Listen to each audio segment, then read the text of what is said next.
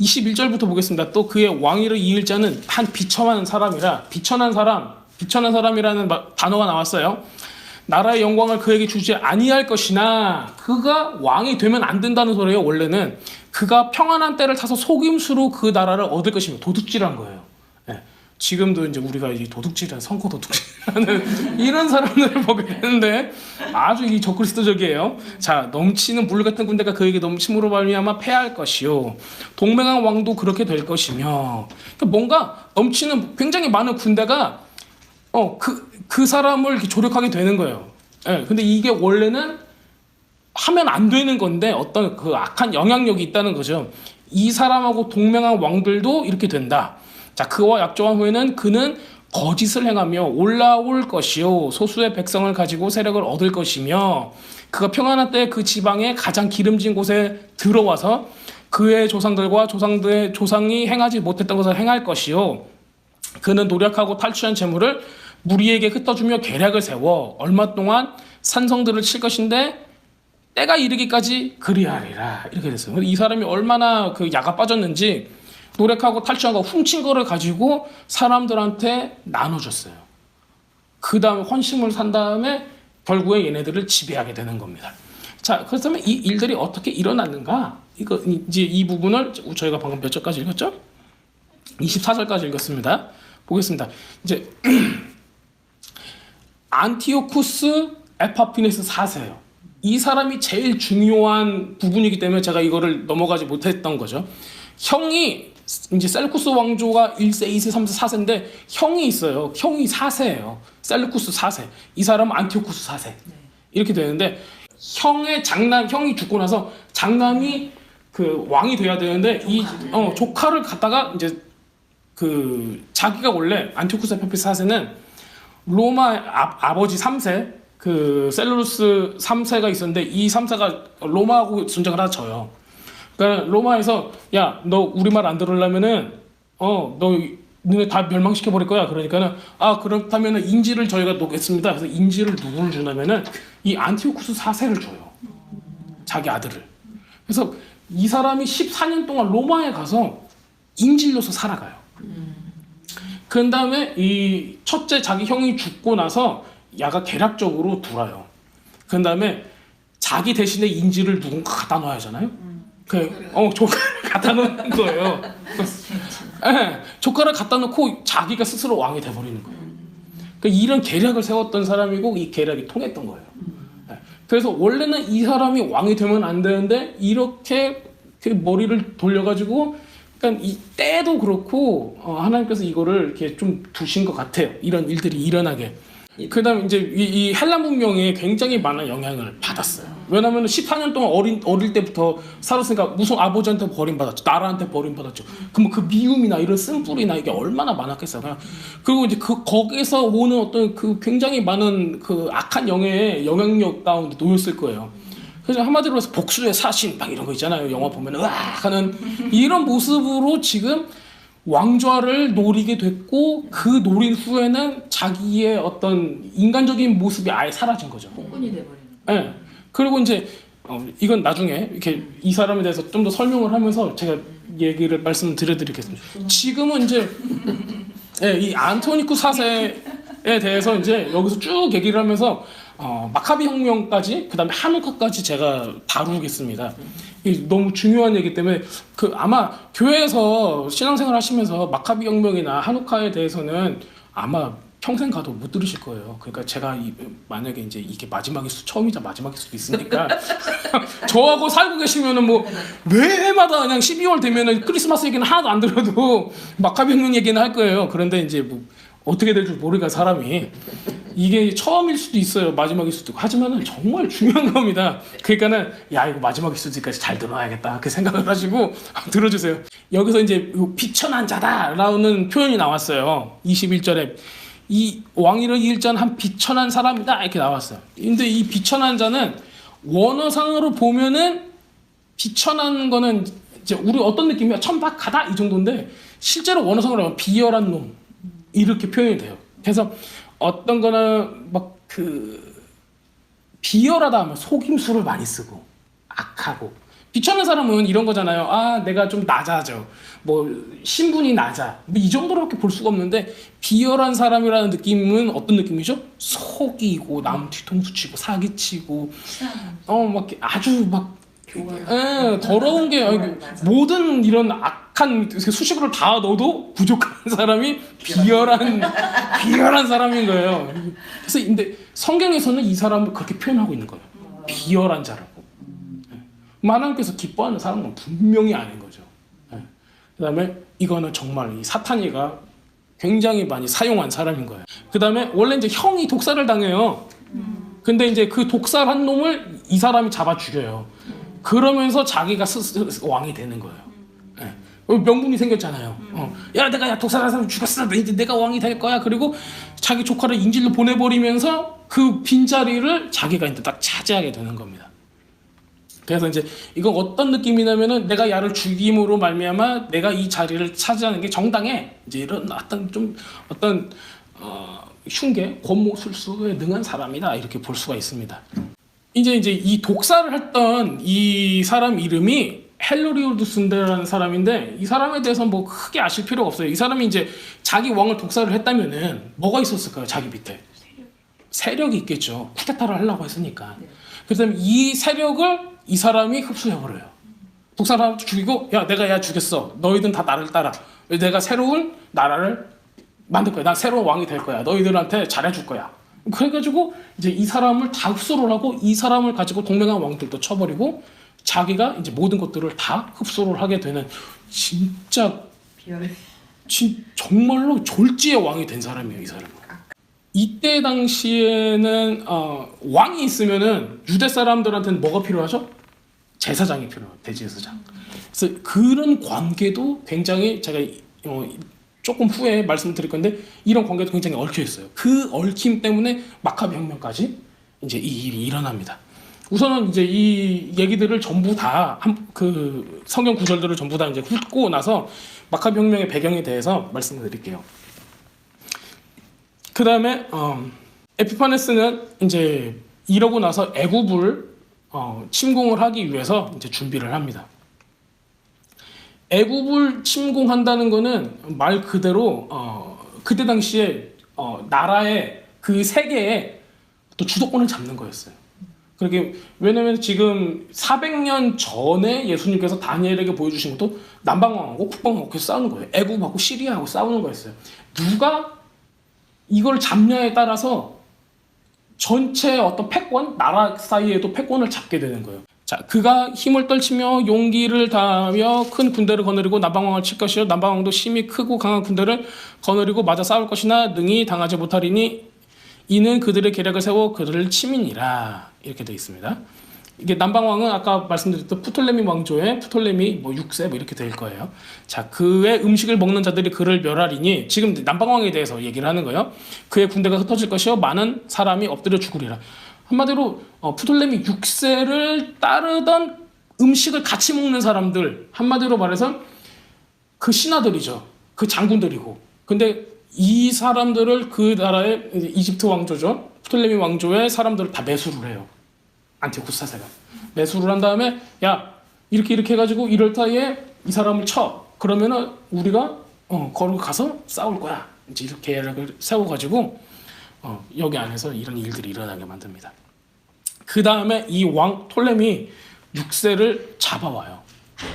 그 다음에 그 동생 톨레미 7세를 거기다가 왕으로 세워놓고 이제 자기가 꼭두각시로 만들려고 하는 계획을 펼치게 됩니다.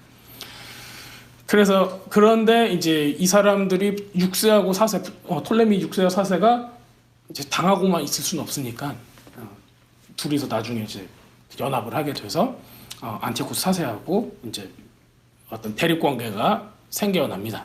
자, 이 두 왕이 서로 마음을 해하고자 하여 한 밥상에 앉았을 때 거짓말을 할 것이라 이 일이 형통하지 못하리니 이는 아직 때가 이르지 아니하였으므로 그 일이 이루어지지 아니할 것임이라. 이제 이 두 왕이 남방왕과 북방왕입니다. 마음에 서로 해하고자 해서 한 밥상에 앉아서 막 얘기를 하면서 거짓말을 하고 이런 부분들을 볼 수가 있어요. 이게 실제로 역사에 일어났던 일입니다. 죽이고자 했는데 죽이지 못했어요 그때. 그러니까 안토니쿠스 4세가 톨레미를 죽이려고 했는데 못 죽였어요. 자, 북방왕이 많은 재물을 가지고 본국으로 돌아가리니 죽이지 못했지만은 전리품들을 가지고 싹 도망갔어요. 자, 그는 마음으로 거룩한 언약을 거스리며 자기 마음대로 행하고 본토로 돌아갈 것이며, 거룩한 언약은 뭘까요? 평화 협정이나 뭐 이런 것들을 볼 수가 있겠죠. 서로 우리가 이거를 지켜야 된다. 하지만은 자기 마음대로 이거를 깨트립니다. 근데 여기서 이제 베리트 하코데시 해서 이제 거룩한 언약, 에파피네스는 이스라엘하고 이런 언약을 맺게 됐거든요. 원래는 평화 조약 같은 거죠. 왜냐면은 톨레미 왕조는 이스라엘을 좀 이해를 했기 때문에 지성소랑 이제 이런 게 다 있잖아요. 네. 그러니까는 이런 부분들을 톨레미 왕조에서는 존중을 해줬어요. 그래서 이런 걸 다 할 수 있게끔. 근데 에파피네스 4세, 지금 안토니쿠스 에파피네스 4세는 그게 없었어요.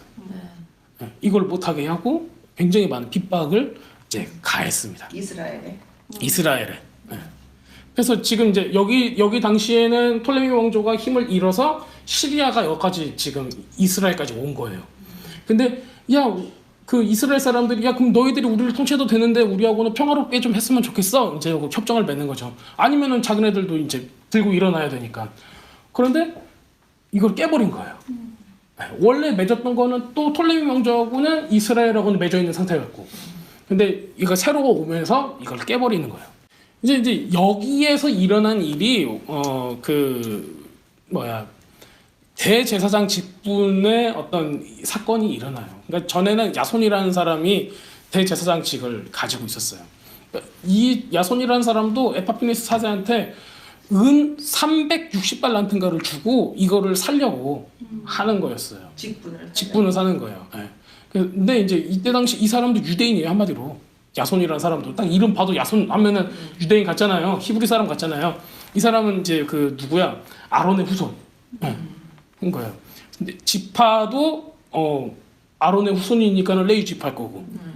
이 사람이 근데 이 위치에 올라가려면은 어쨌든 지금 통치자인 안토니쿠스 4세한테 가서 돈을 줘야 돼요. 그래서 이제 은 360달란트나 엄청난 액수를 갖다가 받쳐놓고, 달란트는 굉장히 큰 액수이신 건 아시죠? 막 한 덩어리 빡 오는 거니까. 이걸 갖다 바치고 하는데 여기서 어떤 사람이 나타나냐면은 멜레라우스라는 사람이 나타나요. 이 사람이 뭘 했었냐면은 이 사람이 이 돈을 가지고 갖다 주는 메신저였어요. 근데 이 사람이 야손의 삼촌인가기예요. 근데 이 메신저가 이 돈을 갖다 주고 야손이 이 대제사장 직분을 살라는 거를 보니까는 내가 이걸 조금 더 보태면은 내가 가르칠 수 있을 거야. 은 300달란트를 더 얹혀가지고 660인가를 주고 이거를 중간에서 가로채버려요. 근데 이 아가 베냐민 지파 사람인가기예요. 그러니까는 레위 지파 사람도 아니고 뭐 아무것도 아닌 사람이 왜 삼촌인가기예요, 이 사람이. 그러니까는 실질적으로 지파로 따지면은 되면 안 되는데 그게 무슨 상관이에요, 에파피네스 4세한테. 안토니쿠스 4세는 그거 아무 상관 없거든요. 돈만 받으면 되니까. 그래, 네가 해. 하나님께서 그 아론의 가문한테 대제사장 직분을 계속 맡겼잖아요. 이거를 사람이 가서 인위적으로 바꿔버린 거예요. 뭐 때문에? 돈 때문에. 그러니까 적그리스도의 시대라면 이런 일들이 일어난다는 거예요. 지금도 우리가 어떤 성직이나 어떤 교회 안에서 어떤 일을 할 때 돈으로 이거를 마음대로 좌지우지 한다라는 생각을 해보세요. 이런 현상들이 일어나고 있나? 딱 우리는 볼 수가 있는 거예요. 말세구나. 하나님 일을 아니면 어떤 자리를 뭔가 하나님께서 정해놓은 건데 이거를 바꾸는 것. 근데 이것들을 다 자기 임의대로 돈 가지고 장난을 치는 것들, 이런 것들을 우리가 세상에서 볼 수 있다면은 이때가 가까워 왔다, 이렇게 아시면 됩니다. 자, 29절. 자, 작전의 기한에 그가 다시 와서 남방에 이를 것이나 이번에 그 전번만 못하리니, 자, 이는 기띔의 배들이 이르러 그를 칠 것임이라. 그가 낙심하고 돌아가며 맺은 거룩한 언약에 분노하였고 자기 땅에 돌아가서 맺은 거룩한 언약을 배반하는 자들을 살필 것이며, 이렇게 되어 있습니다. 한 번 더 애굽을 치려고 그래요. 근데 이번에는 그 점만 못하리니 그 위세가 안 돼요. 왜 무슨 일이 일어났냐면은 기띔의 배들이 이르렀다. 이런 얘기가 나와요. 기띔의 배들. 근데 애굽 이집트가 있으면은 요 지중해 연안으로 해가지고 이렇게 바다가 있잖아요. 여기 뭐 이탈리아, 로마 뭐 이렇게 해가지고 쭉 그 유럽에 있는 나라들이 있고 그렇다면은 이제 여기 이 지중해에 지금 배가 이렇게 와가지고 애굽을 도왔다라는 얘기예요. 네. 그렇다면 이게 뭘 의미하죠? 누구죠? 기띔이? 로마예요. 네. 아시죠? 로마는 뭐 한니발 뭐 이런 거 우리 옛날 이야기들 보면은 배로 또 싸우는 이런 부분들이 굉장히 많았습니다. 이때 이 함대가 왔기 때문에 애굽을 서포트하러 왔어요. 그러니까 애굽이 돈 얼마 주고 또 이제 했죠. 또 네. 나중에 마카비 혁명 때도 이 마카비의 세 아들이 있는데 이 세 아들이 누구야? 유다, 요나단, 그 다음에 시몬 이렇게 세 명이에요. 근데 이 사람들도 계략을 짤 때 어떻게 짜냐면은 우리 혼자서 싸울 수가 없으니까는 애굽에서 갖다 붙어야 하나 아니면 로마에서 붙어야 하나 어떤 사람은 막 우리 스파르타 보면 하고 막 싸웠던 이런 거지. 가네들을 좀 불러가지고 용병들을 좀 써야 되나 이런 생각까지 해요. 그게 이제 마카비서 1서, 2서 이런 데 나와요. 31장 그 군대는 그의 편에 서서 성소 곧 견고한 곳을 더럽히며 이렇게 되어 있습니다. 성소를 더럽혔다. 네. 이게 굉장히 중요한 얘기입니다. 이게 이제 우리 8장인가 그때도 이제 봤었죠. 매일 드려지는 제사를 막았다. 여기 나오죠. 매일 드리는 제사를 폐하며 멸망하게 하는 가증한 것을 세울 것이며 이제 우상인 거죠. 이 사람이 그 14년 동안 로마에 있었기 때문에 뭘 좋아했을까요? 시리아의 귀신들을 좋아했을까요? 아니면은 로마의 신들을 좋아했을까요? 당연히 로마의 신, 제우스 이런 거 좋아했어요. 그 때문에 이걸 가지고 옵니다. 그가 또 언약을 배반하고 평화 언약을 배반했다는 거예요. 악행하는 자를 속임수로 타락시킬 것이나 오직 자기의 하나님을 아는 백성은 강하여 용맹을 떨치리라. 이때 나왔던 사람이 마카비 혁명을 이루었던 주다 마카비, 그 다음에 시몬 마카비, 그 다음에 요나단 마카비 이 삼형제의 부분들이 여기서 나오는 겁니다. 이 사람들을 따랐던 사람의 무리를 어떻게 부르면 하시딤이라고 불러요. 하시딤이라는 단어는 의로운 자라는 뜻이에요. 그렇다면은 어떤 게 있냐면 이 하시딤들은 자기의 신앙 때문에 이 용맹을 떨치기 시작을 합니다. 한마디로 열심히 독립전쟁을 하게 되는 거예요. 그래서 이런 사람들이 생겨나고 이거 굉장히 자발적인 부분들이 있었죠. 물론 마카비가 무서워가지고 쫄래쫄래 쫓아온 사람, 어거지로 온 사람도 있겠었겠지만 이 사람들이 나중에 이 The Righteous Man 이 사람들이 예수님 당시에는 두 가지를 나눠줘요. 하나가 바리새인이고 하나가 에세들이에요. 바리새인으로 돌아선 사람들은 정치와 권력, 돈으로 살 수 있는 것 이런 것들을 보게 된 거예요. 그래서 정치권으로 들어가는 거죠. 권력 쪽으로. 그 다음에 그냥 순수한 신앙만을 위해서 간 사람은 광야로 들어가 버린 거예요. 근데 광야가 가지고 있는 의미가 굉장히 깊어요. 네. 그 우리가 알고 있는 베디바르라는 거가 신명기 쪽에서 이제 나오는 거거든요. 그러니까 말씀을 어디서 하세요? 하나님께서 하나님이 백성한테 계명을 줄 때 하나님의 말씀 어디서부터 나와요? 광야에서 나와요. 그렇기 때문에 히브리 사람들은 광야에 가야지 하나님의 말씀을 받을 수 있다고 생각을 해요. 그 컨셉이 있는 거예요. 그래서 말씀 공부하러 가려면은 광야로 가요. 예, 분명히 예수님도 이런 생각을 왜냐면 유대인 다 그렇게 생각을 하니까 그 광야에서 공부하실 수 있는 광야에서 말씀 묵상을 하고 광야에서 연구할 수 있는 기회들이 분명히 있었을 거예요. 아니면 어쩔 수 없고. 아닌 말고요. 이때 당시에 습성들이 다 그렇다는 겁니다. 네, 뭐 제가 뭐 이거 뭐 아니라고 해서 뭐 싸울 건 아니고요. 네. 백성 중에 지혜로운 자들이 많은 사람들을 가르칠 것이나 그들이 칼날과 불꽃과 사로잡힘과 약탈을 당하여 여러 날 동안 몰락하리라. 물론 이렇게 지혜로운 사람들이 많이 사람들을 가르치고 일어나고 하지만은 그래도 굉장히 어려움들을 많이 당할 것이다. 그들이 몰락할 때 도움을 조금 얻을 것이나 많은 사람들이 속임수로 그들과 결합할 것이며 참 이 인생이 그렇습니다. 자, 그들 중 지혜로운 자 몇 사람이 몰락하여 무리 중에서 연단을 받아 정결하게 되며 희게 되며 마지막 때까지 이르게 하리니 이는 아직 정한 기간이 남아 있음이라. 지금 이거는 뭐 지금 우리가 읽어도 우리 세계하고 뭐 아주 상통하는 게 많습니다. 이때도 당시에도 그랬고 또 어떻게 보면은 지금 이 35절 보면은 지금 우리의 삶에까지 이게 적용이 될 수 있는 부분입니다. 그 왕은 자기 맘대로 행하면 36절입니다. 스스로 높아져 모든 신보다 크다 하여 비상한 말로 신들의 신을 대적하며 형통하기를 분노하심이 그칠 때까지 하리니 이는 그 작정된 일이 반드시 이룰 것입니다. 이 사람이 자기 맘대로 해서 지멋대로 행했다, 교만했다라는 뜻입니다. 스스로 높여 자기가 스스로 높아졌어요. 비상한 말들로 신들의 신을 대적하며 신들의 신은 누구일까요? 네, 비상한 말, 놀라운 말, 기이한 말 이런 뜻이에요. 이 사람은 조금 속된 말로 하면 귀신 들린 사람? 네, 신접한 무당같이? 악신. 네, 아주 그냥 악한 신으로 충만한 사람이에요. 성령이 아니라 악신으로 충만한 사람이에요. 그 다음에 또 아주 신성모독적인 말이 될 수도 있어요. 네. 그 다음에 스스로를 높여가지고 하는 이런 모습들을 자기가 스스로 신이 됐다는 얘기. 왜냐면 이제 자기 이름을 어떻게 불렀냐면은 테오스 에파피네스라고 불렀어요. 테오스가 뭐예요? 티올로지 할 때 그 테오스예요. 그래서 자기 스스로를 뭐라고 부른 거예요? 신이다? 이렇게 불렀어요. 네. 그러니까 굉장히 교만함의 극치기. 왜냐면 이런 사람이 또 누가 있었어요 옛날에. 창세기에 보면은 어떤 사람이죠? 창세기에 보면은 바벨탑을 세웠던 니므롯이라는 사람이 있었어요. 스스로가 신이 됐어요. 그게 이제 신 바벨론에 와서 느부갓네살이 되지만은 그 사람은 또 한 방 맞고 이렇게 정신줄을 놓고 그 다음에 이제 다시 회개를 하고 주님을 높였지만 이 사람은 이제 그런 일은 없었습니다.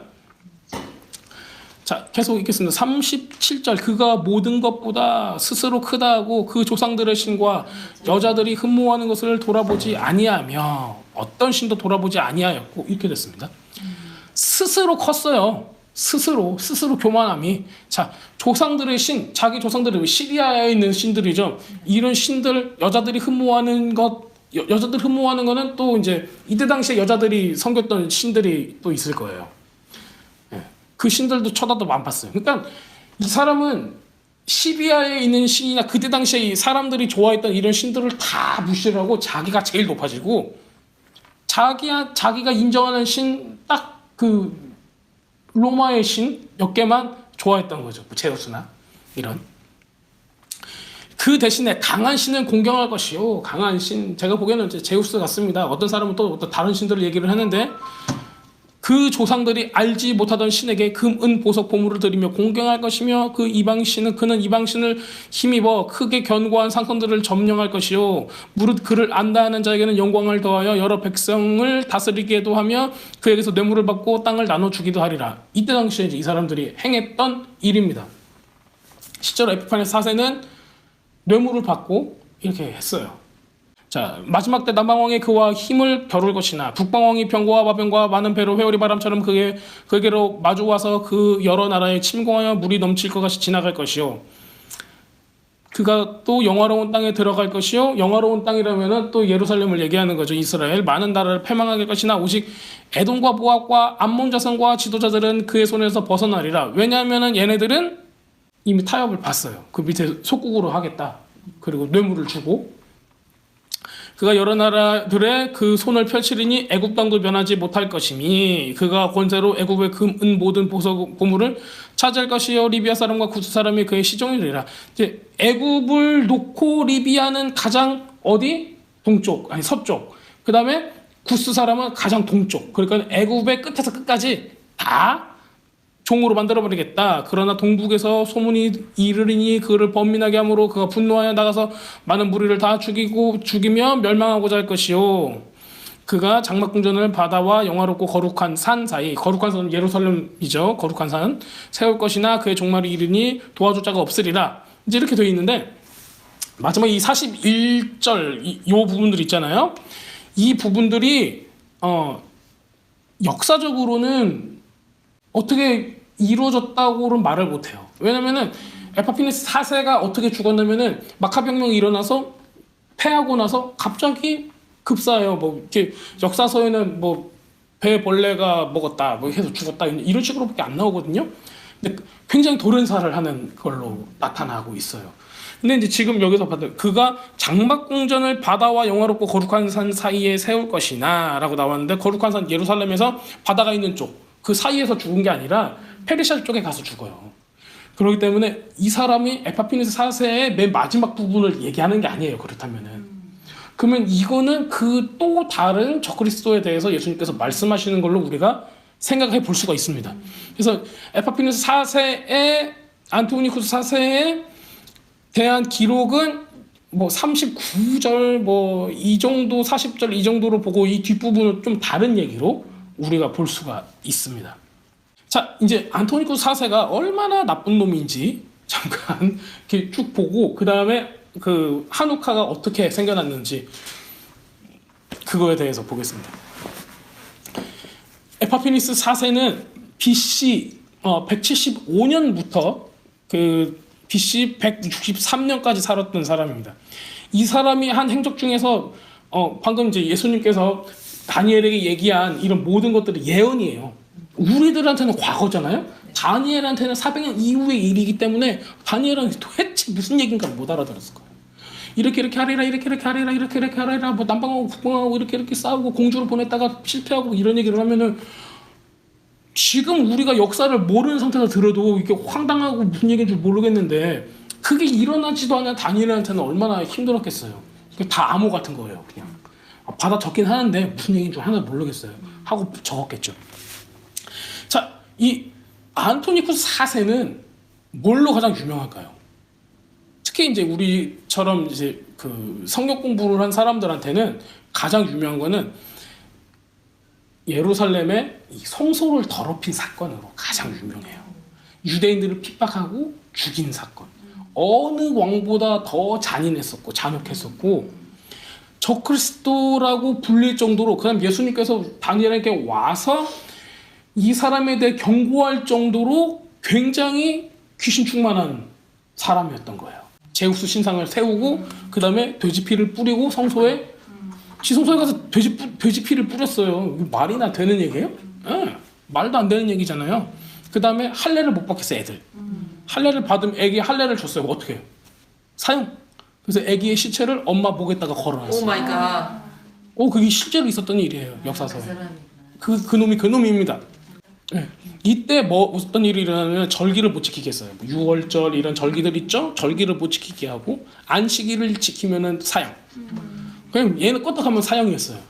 마카비 혁명이 그 BC 166년 기원전 166년에 일어납니다. 이때 그러니까는 마카비 혁명이 일어나고 3년 정도 후에 안토니쿠스 4세가 이제 죽게 되는 거예요.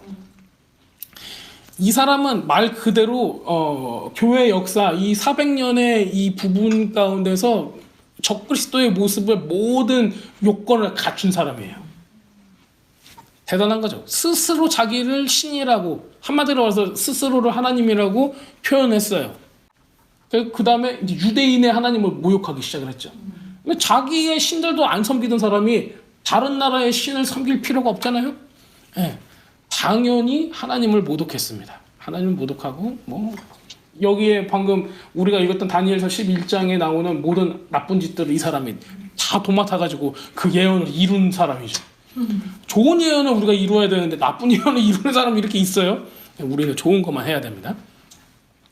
실제로 이제 이런 일들이 일어났던 거고 예수님께서 이게 너무 중요했기 때문에 다니엘을 통해서 말씀하신 겁니다. 근데 이 양반이 뭐를 했냐면은 헬레니즘에 심취해 있으니까는 그 유대인들을 통치할 때는 유대 사람들한테 굉장히 많은 헬레니즘 정책을 펼치기 시작을 해요. 예를 들어서 이제 그 유대인들은 어떻게 다니죠? 옷을 통짜 옷을 입고 탈리도 쓰고 굉장히 많이 입잖아요. 근데 이제 로마 사람들은 어떻게 하고 댕겨요? 너플너플 수건 같은 거 하나 걸고 이렇게 가면 막 고추다 보이고 막 몸 속살도 보이고 막 이러잖아요. 하나님께서 싫어했던 게 뭐냐면은 그 제단을 세우잖아요. 그러면은 제사장들이 올라가요. 올라가는데 뭐라고요? 하체가 보이면 안 된다는 거예요. 하나님 그 더러운 거 너무 싫어한 거예요. 일부러 그 말씀을 하시는 거예요. 왜? 다른 나라 애들은 어떻게 해요? 다 벗고 다니는 거예요. 언제나 어디서나 나쁜 짓을 할 수 있게끔 그냥 뭐 하나만 벗으면 그냥 훌라덩 되는 거예요, 이것들이. 그러니까 하나님이 너무 싫은 거예요, 그게. 하체를 보이지 마라. 내 앞에서도 보이지 마라. 사람들 앞에서도 보이지 마라. 그런 의미였구나. 그렇다면 로마 사람들은 어떻게 했어요? 우리 그 영화 같은 거 봐도 로마 사람들은 수건 같은 거 하나만 이렇게 걸치고 다니잖아요. 병정들도 치마 입고 그 우리 그 뭐야 저기 뭐야 게티 이런 데만 가도 걔네도 얼마나 야해요. 이것들 다 막 자기 어떤 성기 막 내놓고 있고 막 이러잖아. 놀래버려. 애들 데리고 게티를 가야 되나 말아야 되나 이런 생각까지 할 정도로. 게티 뮤지엄 같은 데 가면은 그러잖아요. 옛날 그레콜로만 이런 데 보면은 그치 다 너무 더러워요. 너무 더러워요. 막 특히 오리지널 게티 같은 거는 정말 거기 뭐 토기 같은 거 있으면 성행위 하는 거 이런 것들을 거기다가 다 그림으로 그려놨어요. 아니 스티븐이 와가지고 아빠 이건 뭐 하는 거야? 야야 보지 마 이것들 못 쓰겠네. 그러고 이렇게 왔었는데 아니 어린이들도 와서 보는 뮤지엄에서 그게 또 뭔 문화라고 갔다가 해나. 그 큰일 났어요. 근데 그때가 이때예요.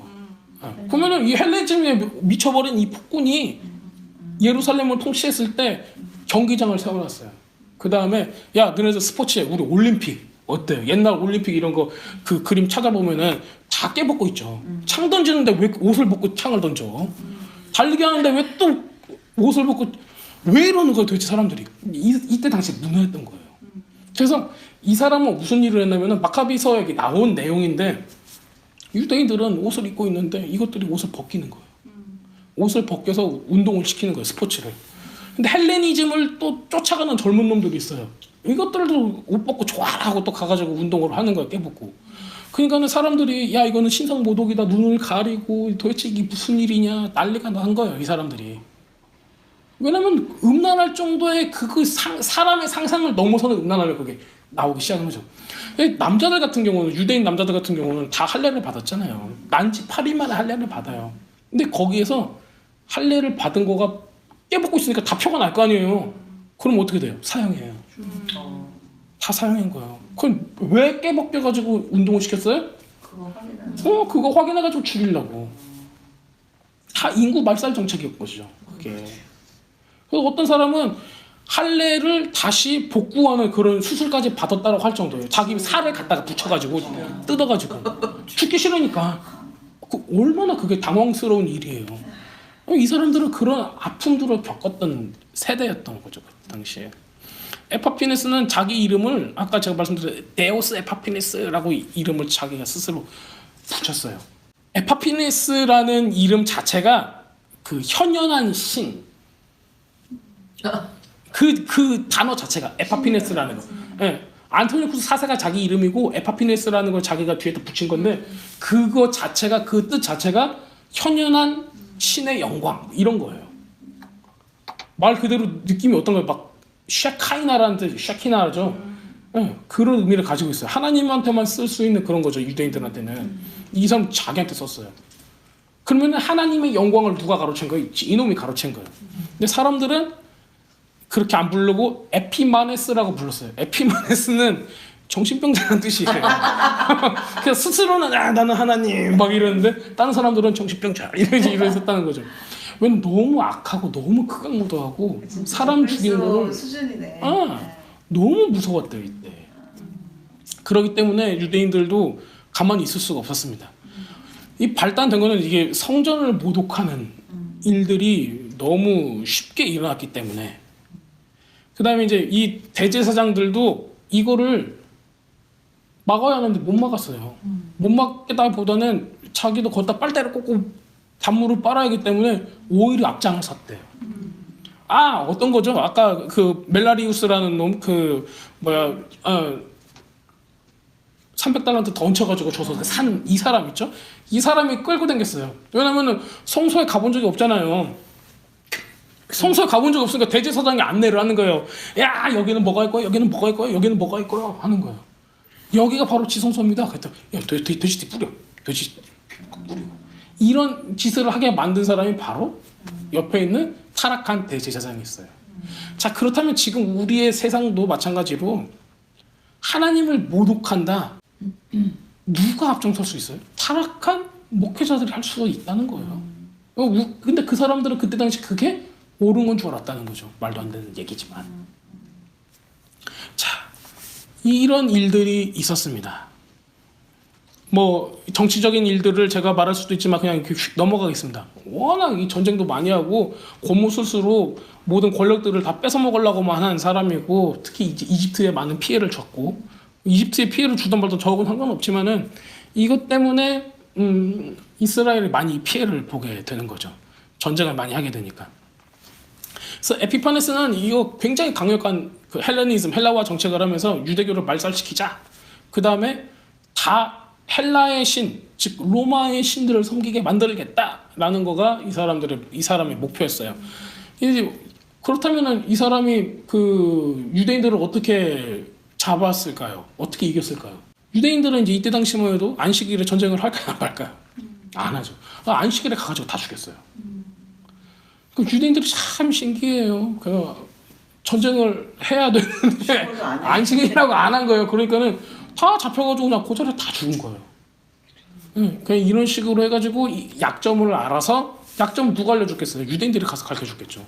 돈 주면은 다 가가지고 이제 죽이게 됩니다.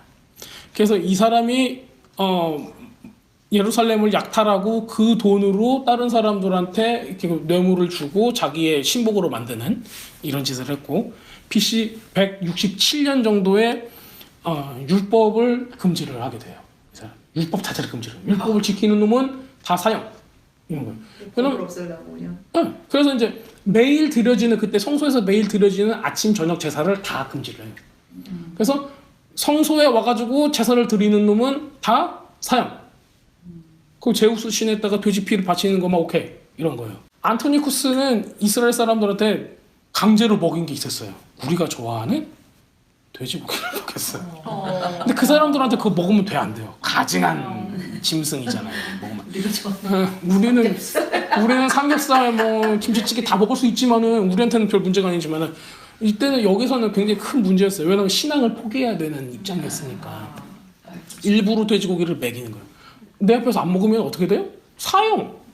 이것도 사형. 말도 안 되는 거죠. 그런 일이 있었구나. 그러니까 이게 지금 우리가 받고 있는 종교 탄압은 탄압도 아닌 거예요. 그냥 귀여운 거죠. 그냥 건강을 위해서 했다고 해도 그냥 그래 그냥 넘어갈 수 있는 거예요. 사형까지는 아니잖아요. 이때는 그냥 다 죽였어요. 다. 이유 불문하고. 그러니까는 미친놈 소리를 약간 들었던, 정신병자 소리를 들었던 겁니다.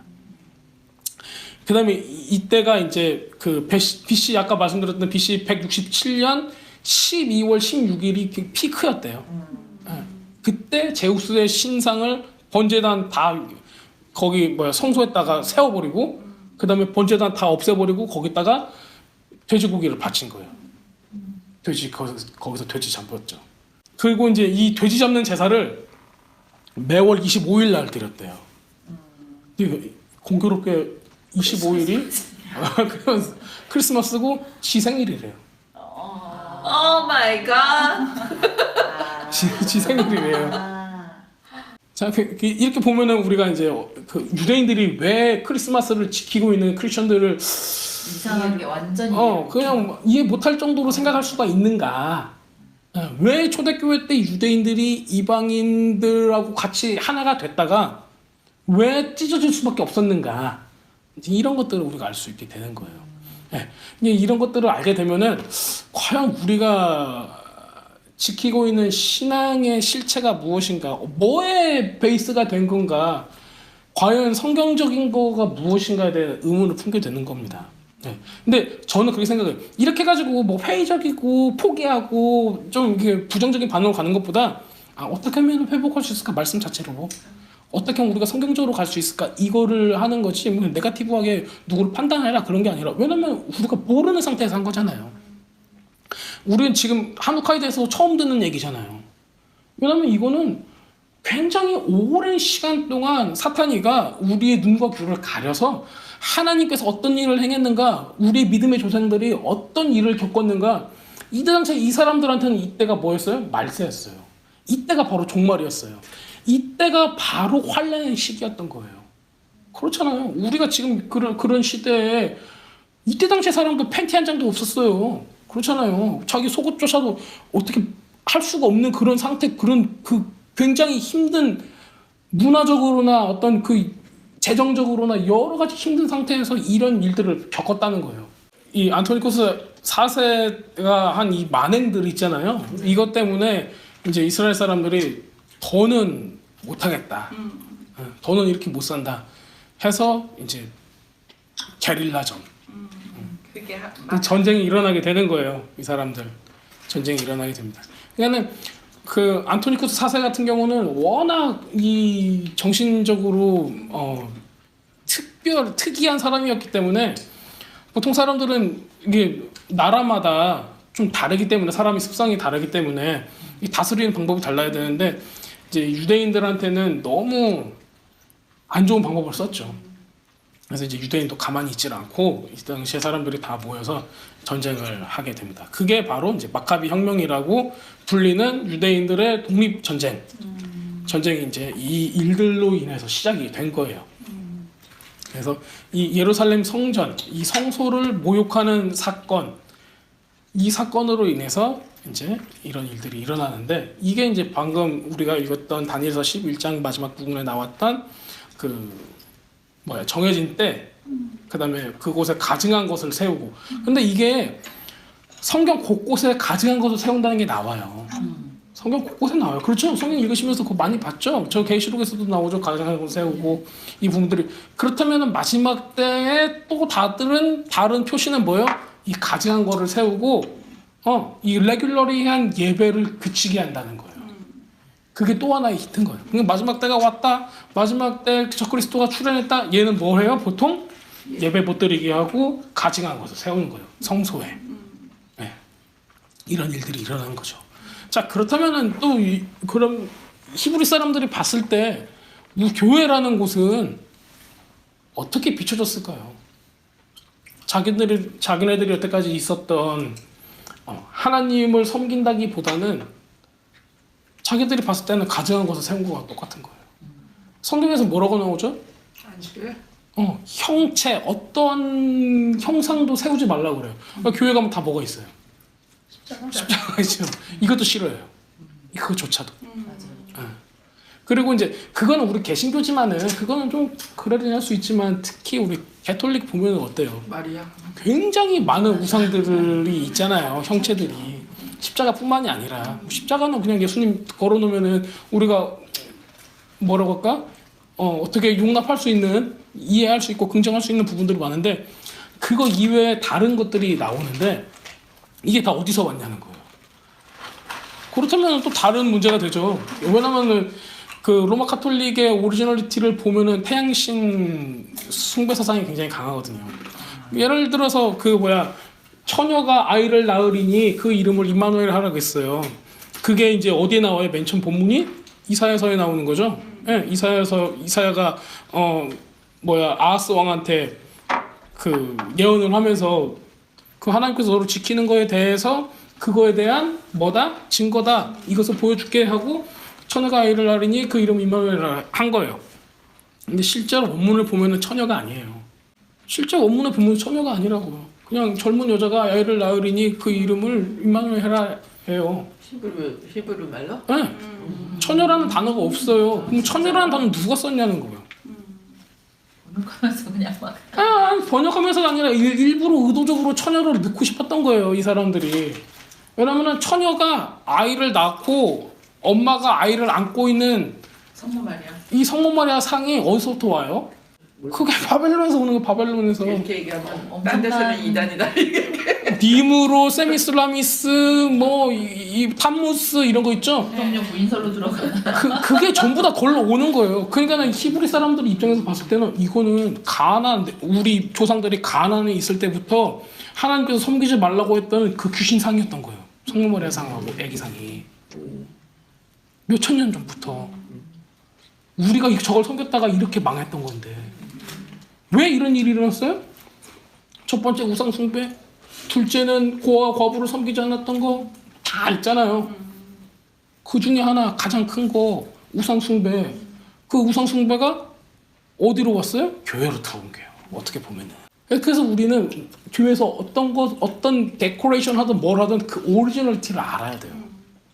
물론 다 설명을 해서 이렇게 둘이 이유를 얘기를 해서 짜맞추면은 다 설명을 할 수 있는데, 다 긍정을 할 수 있는데, 실질적으로 그게 어디서부터 기원했는가 우리가 알면은 믿는 사람들은 다 싫어하게 돼요. 싫어하게 돼요. 어쩔 수 없어요. 그거는 우리의 그 본능이에요. 말씀에 위배된 거를 보면은 우리는 껄끄러워요. 그게. 응. 그렇기 때문에 이제 이런 것들 때문에 히브리 사람들의 관점하고 우리 크리스천들의 관점이 다를 수밖에 없어요. 왜냐면 우리는 그 중간의 역사를 다 모르고 있기 때문에. 자, 어쨌든 우리가 지금 이제 마카비 혁명과 하누카로 들어가겠습니다. 마카비 혁명이 이제 이때를 기인해서 일어나기 시작을 합니다. 그래서 이제 그 이스라엘의 그 사사 같은 역할을 했던 사람이 이제 마따디아스라는 사람이 있었어요. 그래서 마따디아스는 이제 유대인들이 헬레니즘화 되는 거, 헬라화 되는 거를 싫어했죠. 그래서 이제 막 싸우고 그거에 대해서 저항하고 있었어요. 유대인들이 이제 안식일을 못 지키게 됐고 여러 가지 어려움들이 있었어요. 그렇기 때문에 이제 이게 항거를 하게 되는 겁니다. 그래서 이제 유대인들이 마따디아스의 세 아들, 아까 말씀드린 그 유다스, 그 다음에 요하난, 그 다음 조나단이죠. 요하난, 그 다음에 시몬, 이 세 명이 주축이 돼가지고 이제 싸우게 됩니다. 그래서 이제 마카비라는 뜻은 망치라는 뜻을 가지고 있어요. 정말요? 네, 그래서 이제 이 첫째 아들 유다스 마카비는 엄청난 그 히어로 같은 인물이었대요. 마카비라는 사람은 이 안토니쿠스 4세의 이 군대들하고 싸우게 되는 거죠. 이런 싸움으로 인해서 굉장히 많은 유대인들이 이렇게 죽게 됩니다. 수천 명이 죽고. 근데 이제 이 사람들이 예루살렘 성전을 탄환을 이제 해야 되는 거예요. 그 성소를 탄환해야 되는 거예요. 근데 이게 이제 가장 중요한 거는 여기에 메노라가 있어요. 그 불, 등잔. 촛대가 아니에요. 우리 번역을 촛대로 해놔가지고 초는 어떻게 돼요? 초가 다 타버리면 어떻게 돼요? 끝나잖아요. 네, 근데 그건 등잔이에요. 기름을 부어요. 네, 그래서 기름을 뭘로 부어요? 어떤 기름을 써요? 올리브 오일을 쓰잖아요. 올리브 오일은 어떻게 짜요? 엑스트라 버진? 올리브가 으깨져야 나오는 거예요. 그래서 우리는 구약에 대해서 모르기 때문에 올리브 오일이 어떻게 나오는가를 모르는 거죠. 올리브 오일이 으깨져서 나오는 거는 뭘 뜻할까? 우리 한 사람 한 사람이 으깨져야지 그 기름을 하나님 앞에 불을 붙일 수 있는 기름을 만들어낼 수 있다는 거예요. 우리 한 사람은 성소라면은 우리 안에 올리브 기름을 계속 채워야 돼요. 그럼 우리 자신이 으깨져야 돼요. 주님 앞에서. 그래야지 그 기름을 뺄 수가 있는 거예요. 똑같은 의미거든요. 근데 이 성소에 들여지는 이 기름이 자기들이 포위됐기 때문에 가져올 수가 없었어요. 그렇다면은 성소에서는 불이 꺼지면 어떻게 돼요? 뭘 의미하죠, 불이? 하나님의 영을 의미해요. 이때는 뭐 성령이라고는 말할 수가 없고, 예, 아직 성령이 내리시지 않으셨으니까 하나님의 영으로 얘기를 하고 있는 거예요. 하나님의 영이 꺼지면 어떻게 해요? 자기한테는 이미 패배한 거예요. 이미 하나님의 불이 꺼졌는데 무슨 의미가 있어? 싸우는 게. 그래서 이 사람들이 기도를 하면서 싸우는데 하루분 매일매일 그걸 넣으니까 하루분만 타고 있었던 거죠. 싸우고 있는 도중에 다음 날이 됐는데 안 꺼졌어요. 다음 날이 됐는데 안 꺼졌어요. 다음 날이 되고 있는데 안 꺼졌어요. 기름을 안 넣어도. 안 넣어도. 자, 그렇다면 사람들이 어떻게, 야, 저 불이 꺼지면 우리도 끝이야. 그렇게 하다고 하면서 사람들이 사기가 막 떨어졌겠죠. 다음 날이 됐는데 안 꺼졌어. 이게 무슨 일이야? 주님께서 우리를 도우고 계신다. 다음 날에 또 됐어. 안 꺼졌어. 이게 또 무슨 일이야? 하나님께서 우리를 도우신다. 8일까지 안 꺼져. 그래서 거기서 그 정쟁에서 승리를 하게 돼요. 그러니까 제가 이 얘기를 보면서 하는 거 이렇게 느껴지는 거는 물론 이 사람도 용맹스러운 것도 있어요. 근데 마치 다윗 때처럼 하나님께서 그 적군을 그들의 손에 붙여주셨다, 넘기셨다, 그런 말씀이 통하는 거였어요. 말 그대로 하나님께서 그 사람들한테 이 불을 꺼치지 않고 이 불을 계속 주심으로 굉장히 하나님의 불이 계속 탈 수 있게 하는 거예요. 그럼 하나님의 뭐를 나타내 주셨죠? 하나님의 전지전능함. 왜냐면 야 너네들이 싸우는 거하고 관계없이 나는 하나님이야. 너네들이 그 기름을 넣지 않아도 나는 하나님이야. 나는 바로 그 불이야. 너희들이 걱정할 필요 없어. 그 다음에 너희들의 전쟁까지도 내가 주관하는 거야. 그걸 보여주는 거죠. 사람들한테는 그게 엄청난 큰 위로가 되었을 거예요.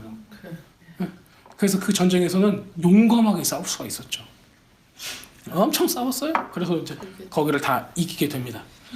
그래서 이제 근데 이제 그 큰형이 죽게 되고 둘째도 이제 일을 하게 되고 그 다음에 이제 죽은 큰형의 뒤에 이어서 이제 시몬 마카비 이 사람이 실질적으로 또 이제 그 군의 역할을 감당을 하게 됩니다.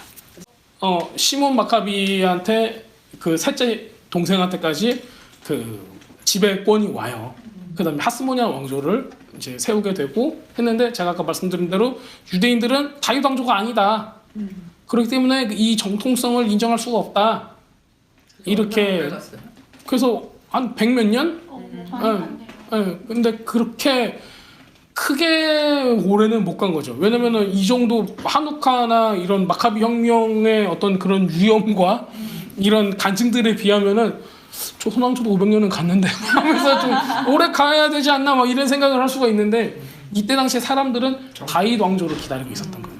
그래서 그 마음에 독립전쟁이 한 번으로 끝났던 거죠.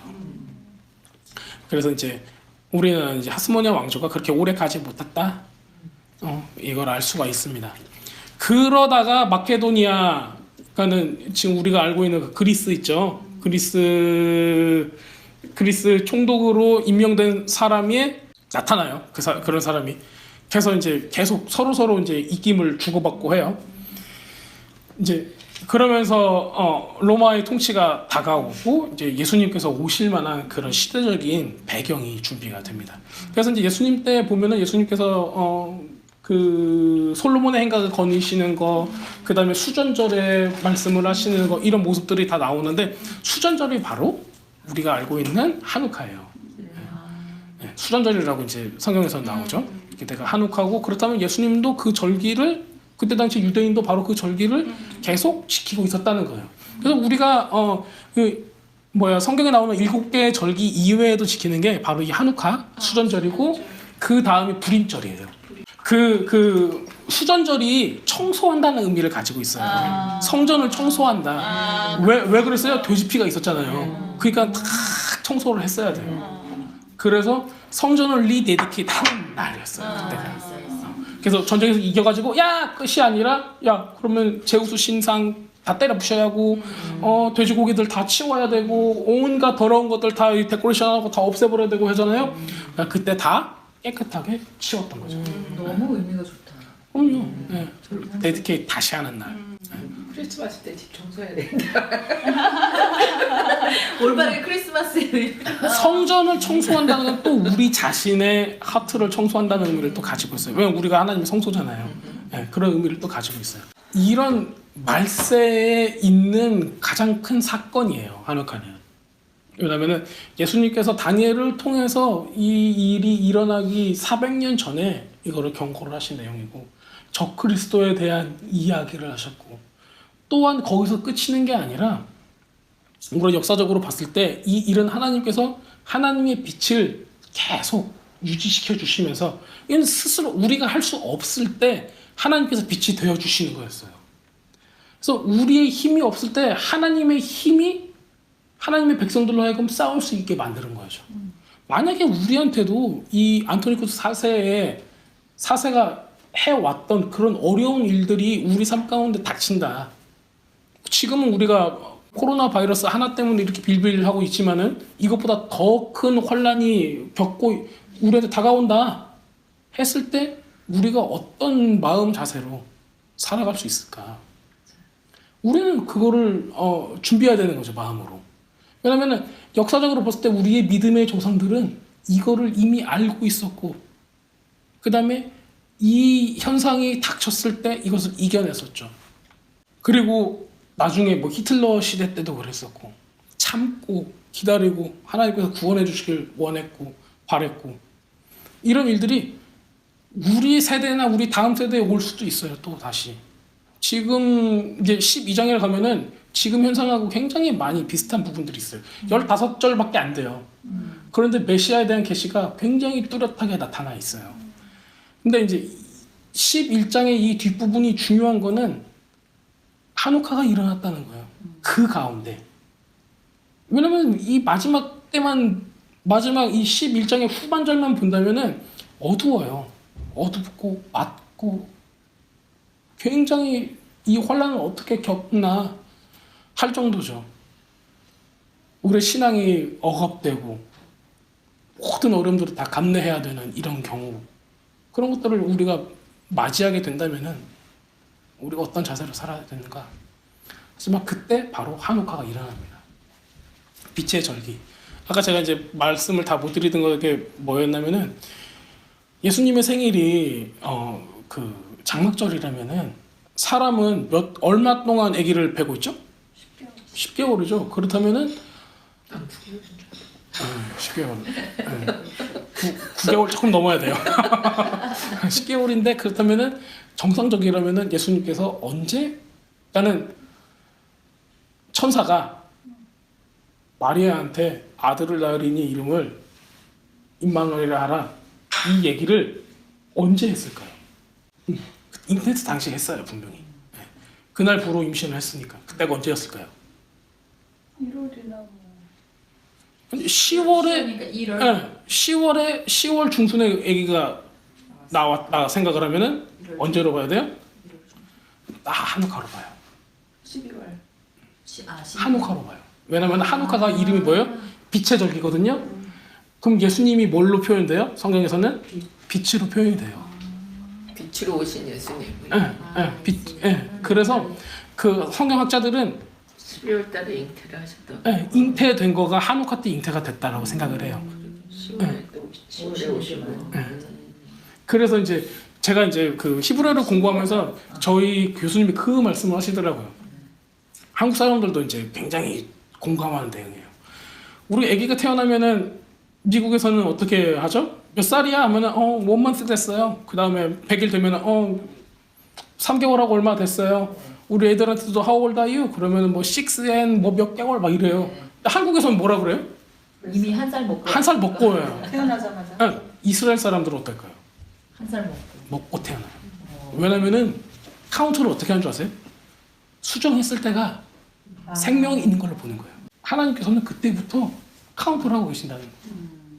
생겨났을 때부터 이거는 나의 하나님의 창조물이고 나의 자녀라는 거예요. 그래서 한국 사람들 저도 이제 그때 수업하면서 아니 그런 배경이 있었으니까 우리 한국 사람들도 태어나자마자 한 살이라고.